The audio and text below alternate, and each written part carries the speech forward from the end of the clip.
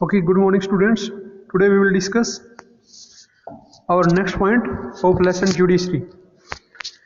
Now the heading is appointment of judges. The appointment of judges has never been the free from political controversy. इसमें ये कहता है कि जो जजेज है उनका जो अपॉइंटमेंट होता है, जो उनकी भर्ती होती है, सिलेक्शन होता है, वो कभी भी पॉलिटिकल कंट्रोवर्सी से फ्री नहीं हुई है. It is a part of political process. ये भी एक पॉलिटिकल प्रोसेस है. It makes a difference who serves in the supreme court and high court. ये डिफरेंस होता है कि सुप्रीम कोर्ट के जज का सिलेक्शन कैसे होता है या हाई कोर्ट के जज का कैसे सिलेक्शन होता है या अपॉइंटमेंट कैसे होता है. Difference in how the constitution is interpreted. किस संविधान के अंदर इसके लिए अलग अलग प्रोसेस बताई गई है. अपने जो कॉन्स्टिट्यूशन है, the political philosophy of the जजेज, जो पॉलिटिकल फिलोसफी है जजेज के अपॉइंटमेंट की, their views about active and assertive judiciary और controlled and committed judiciary have an impact on the fate of the legislation enacted. ये कहता है जो हमारा लेजिस्लेचर है उस पर ये भाग्य निर्धारित, लेजिस्लेचर का भाग्य निर्धारित करता है. क्या निर्धारित करता है? Appointment of judiciary. क्योंकि जो सुप्रीम कोर्ट का जज होता है या जो हाई कोर्ट के जजेज हैं, उनके डिसीजन देश के लिए बहुत मान्य होते हैं या उनके डिसीजन की बहुत इंपॉर्टेंस होती है. आगे क्या कहता है ये? Council of ministers, governors and chief minister and chief justice of India all influence the process of judicial appointment. ये क्या कहता है कि जो जजेस का अपॉइंटमेंट होता है ये कौन कौन डालता है? Council of ministers, ministry councils, governor and chief minister and chief justice of India, ये सभी किसी भी जज के अपॉइंटमेंट पे इफेक्ट डालते हैं. ये प्रोसेस में इनका यूज होता है या प्रोसेस में इनका काम आता है. As far as the appointment of chief justice of India CJI, chief justice of India is concern. अब हम पढ़ेंगे कि जो चीफ जस्टिस है सुप्रीम कोर्ट का, उसके अपॉइंटमेंट कैसे थे. Over the years a convention had developed whereby the senior most जजेस of the supreme court was appointed as the chief justice of India. जो सुप्रीम कोर्ट के बाकी जो जज होते हैं उनमें जो सबसे सीनियर होता है उसको अपॉइंट किया जाता है चीफ जस्टिस के रूप में. This convention was however broken twice. लेकिन ये जो कन्वेंशन थी कि भाई जो सबसे सीनियर होएगा उसी को चीफ जस्टिस बनाएंगे, ये 2 बार टूट चुकी है. First in 1973 A.N. Rai was appointed as CJI superseding 3 senior judges. अब फर्स्ट एग्जांपल क्या कह रही है कि 1973 में जो A.N. Rai हैं वो चीफ जस्टिस रिक्रूट हुए थे, ये इनको चुना गया था और ये अपॉइंट किया गया था 3 इसके ऊपर जो सीनियर जज थे उनको छोड़ के. ठीक है, ये एग्जांपल देता है कि पहले जो ये प्रोसेस बना रखी है कि जो सबसे सीनियर होएगा उसी को चीफ जस्टिस चुना जाएगा, लेकिन ये जो धारणा है ये 2 बार टूटी गई है. तो पहली कब तोड़ी गई? 1973 में, जब A.N. रॉय को चीफ जस्टिस अपॉइंट किया गया उसके 3 सीनियर को छोड़ के. इसका मतलब क्या? उसके जो 3 सीनियर जज थे उनसे पहले ही इसको चीफ जस्टिस बनाया गया अगेन. और दूसरी बार justice M.H. Beg was appointed superseding justice H.R. Khanna 1975. और 1975 में जो H.R. खन्ना जो सीनियर थे उनके जूनियर कौन? M.H. बेग को चीफ जस्टिस ऑफ इंडिया बनाया गया था. अब ये प्रोसेस है कि चीफ जस्टिस को कैसे अपॉइंट किया जाता है, आगे पढ़ेंगे हम इसमें. अदर जजेस ऑफ द सुप्रीम कोर्ट, जो दूसरे जज हैं सुप्रीम कोर्ट के, and the high court are appointed by president after consulting the CJI. जो सुप्रीम कोर्ट के बाकी जो जज हैं और हाई कोर्ट के जजेस की अपॉइंटमेंट राष्ट्रपति द्वारा की जाती है. किससे कंसल्ट करके? CJI, chief justice of India से प्रेसिडेंट कंसल्ट करता है, डिस्कस करके तब उनको अपॉइंट करता है. This in fact meant that the final decision in matters of appointment rested with the council of ministers. इसका मतलब क्या है? In fact meant that final decision in matter of appointment rested with the council of minister. बाकी जो जजेज होते हैं, बाकी जो अपॉइंटमेंट होती है वो काउंसिल ऑफ मिनिस्टर पे निर्धारित करती है. What then was the status of consultations with the chief justice? फिर चीफ जस्टिस की कंसल्टेशन का क्या इफेक्ट रहता है या उसकी क्या स्टेटस होती है? The matter came up before the Supreme Court again and again between 1982 and 1998. जो ये मैटर है सुप्रीम कोर्ट में आया गया कि भाई जब कंसल्ट करने का क्या बेनिफिट है, ठीक है। बाकी जो जजों की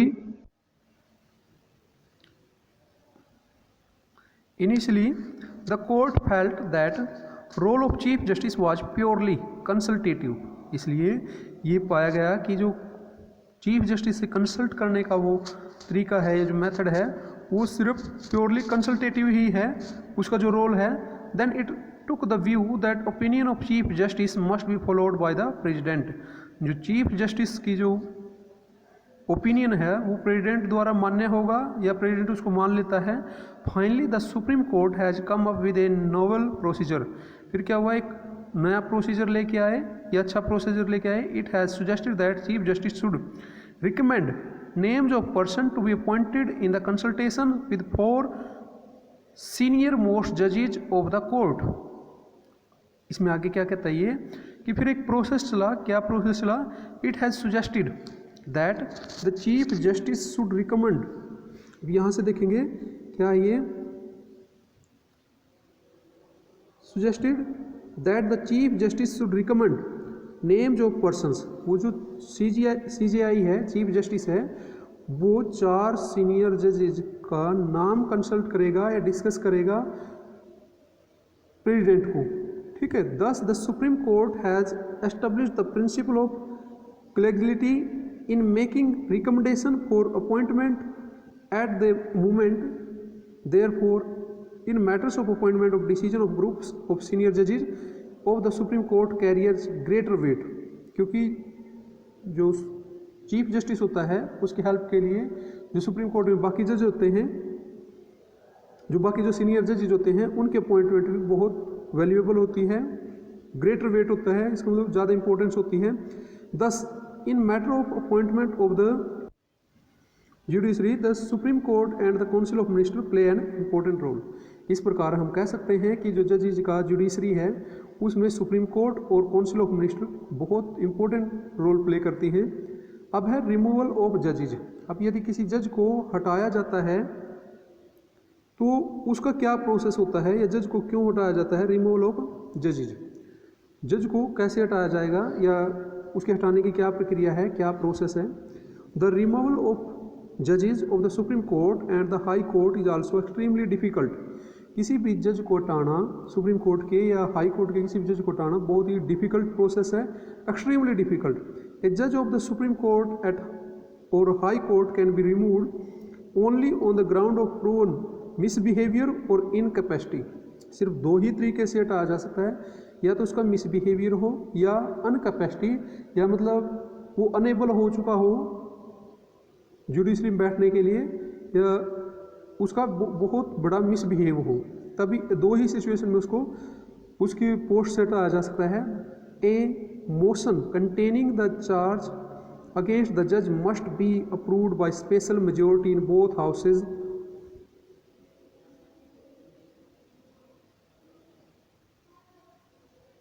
must be approved by special majority in both houses of the parliament. यदि किसी जज को हटाना है तो उसके लिए प्रस्ताव पत्र लेके आना होता है दोनों हाउसेज में, दोनों सदनों में। Do you remember what special majority means? Special majority क्या होती है, इसका मतलब क्या होता है? इसका मतलब क्या है, जो उसके विपक्ष में या उसके खिलाफ, जज के खिलाफ जो वोट पड़ेंगे वो बहुमत से होना चाहिए, 50% ज़्यादा होना चाहिए। We have studied these in the chapter of election. ये इलेक्शन वाले में पढ़ लिया कि जैसे जो बहुमत से सरकार बनाते हैं किस तरीके से कितने % वोट्स उनके पास होने चाहिए। It is clear from this procedure that removal of a जज is very difficult procedure.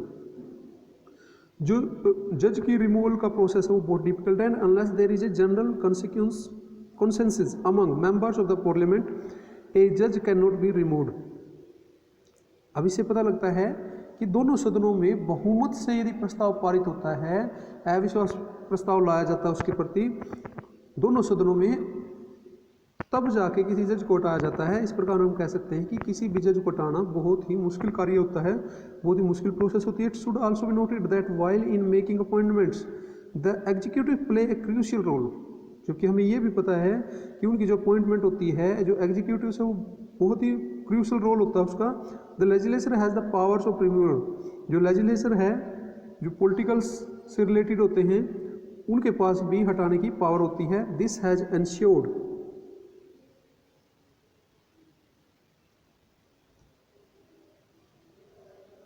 ensured both balance of power and independence of judiciary। ये दोनों के बैलेंस को दिखाता है। किसका बैलेंस?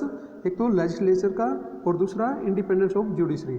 अपने देश की जुडिशरी फ्री भी है और पॉलिटिकल प्रेशर से फ्री नहीं भी है, क्योंकि इनके अपॉइंटमेंट में लेजिस्लेचर का योगदान होता है। So for only one case of removal of जज of the supreme court came up for consideration before the parliament.